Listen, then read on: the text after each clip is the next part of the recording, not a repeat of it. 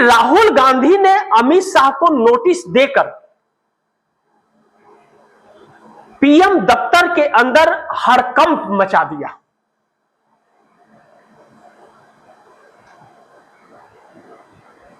अमित शाह को इस्तीफा देना पड़ेगा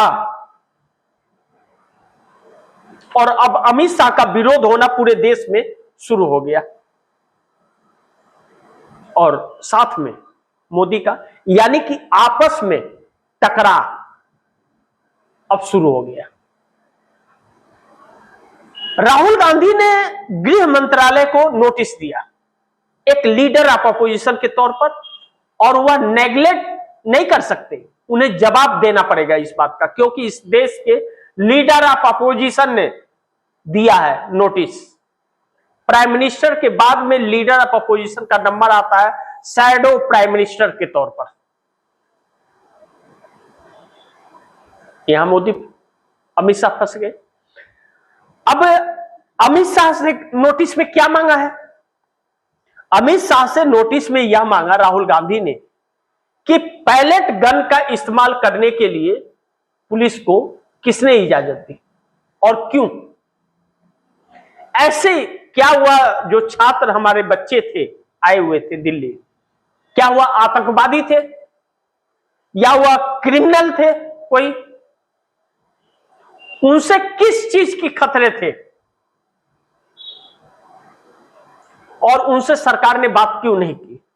और जो शादी वर्दी में गुंडे पत्थर चला रहे थे, लाठियां भाज रहे थे, वह कौन थे और उन्हें प्रशासन के साथ शामिल होने की इजाजत किसने दी?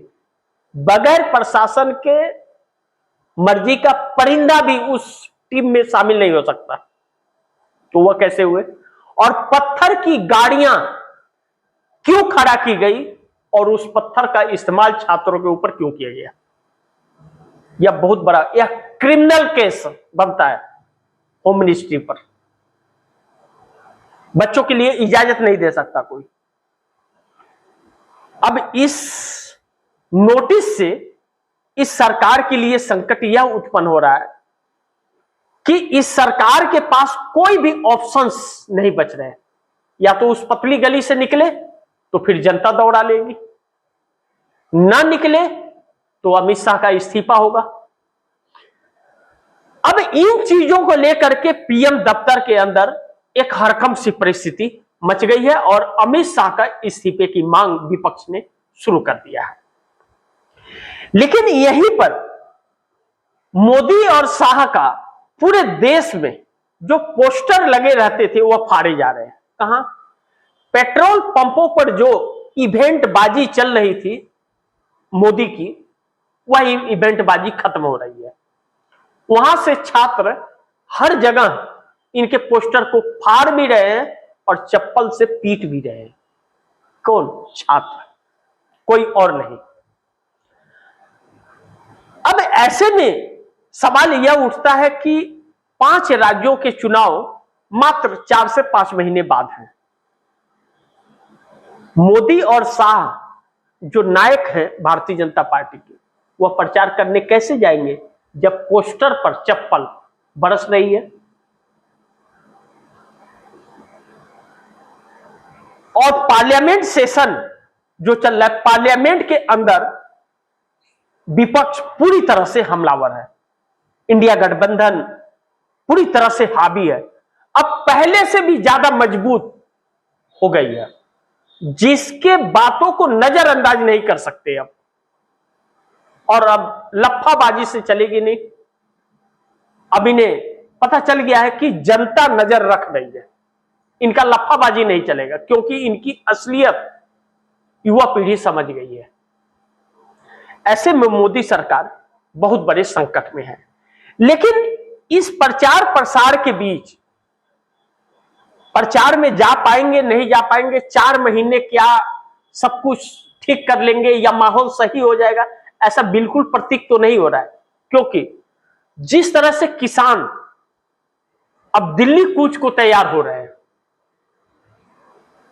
और दूसरी चीज E20 पेट्रोल पर नितिन गडकरी और सेना के शहादत को छिपाने वाले रक्षा मंत्री राजनाथ सिंह, इस देश का भट्ठा बैठाने वाले वित्त मंत्री निर्मला सीतारमण और एप्स्टीन से संबंध रखने वाले हरदीप सिंह पुरी के लिए संकट बढ़ रहा है, क्योंकि इन बच्चों को तो सब पता है। और ऐसे में इस सरकार के लिए और भी बड़ा संकट इसलिए भी उठ खड़ा हुआ है कि राहुल गांधी ऑलरेडी मुहिम चला रहे हैं, कांग्रेस चला रही है मुहिम, और यह मुहिम जारी है। लेकिन छात्र आंदोलन के दौरान बहुत जगह लाठीचार्ज चले और गोलियां भी चली हैं बिहार जैसे जगहों में। ऐसे में ममता बनर्जी रैली करती है बंगाल के अंदर, और ममता बनर्जी को जन समर्थन मिलता है, और भारतीय जनता पार्टी के लिए मुश्किलें बढ़ गई।